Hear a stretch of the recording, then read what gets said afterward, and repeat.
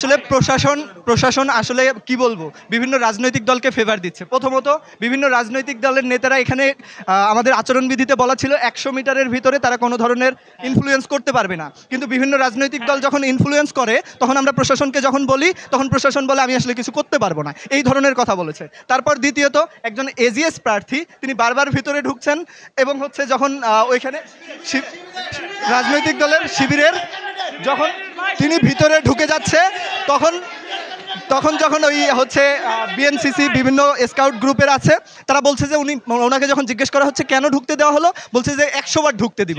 অর্থাৎ রাজনৈতিক দলগুলো বারবার বিভিন্ন ধরনের সুবিধা পাচ্ছে। আমরা যারা স্বতন্ত্র প্রার্থী আছি এটা আমাদের জন্য হচ্ছে কি বলবো লেভেল প্লেয়িং ফিল্ডের যে কথা বলা হয়েছিল সেই লেভেল প্লেয়িং ফিল্ড কোথায়? স্বতন্ত্র প্রার্থীরা কোনো জায়গায় অ্যাক্সেস পাচ্ছে না।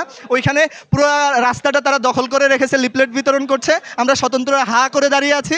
আবার ওইখানে ভিতরে তারা বারবার অ্যাক্সেস পাচ্ছে রাজনৈতিক দলগুলো, আমরা স্বতন্ত্ররা হা করে দাঁড়িয়ে আছি। এখানে আসলে আমাদের স্বতন্ত্রদের যারা রয়েছে আমরা যারা কোনো দল থেকে বিলং করি না তাদের জন্য আসলে এই বিষয়টা খুবই অস্বস্তিকর এবং লেভেল প্লেয়িং ফিল্ডের যে কথা সেটা আমাদের ক্ষেত্রে মানা হয় নাই। তো হচ্ছে দেশবাসীর কাছে আমাদের প্রশাসন আসলে কি করছে, প্রশাসন দেখছেন নীরব দর্শকের ভূমিকা পালন করছে। পুলিশ ওই পাশে বসে বসে আছে। আমরা যখন স্যারদেরকে বলছি স্যার ওইখানে এই ধরনের হচ্ছে, স্যারা বলছে আমি তো বলছি আর কি করবো।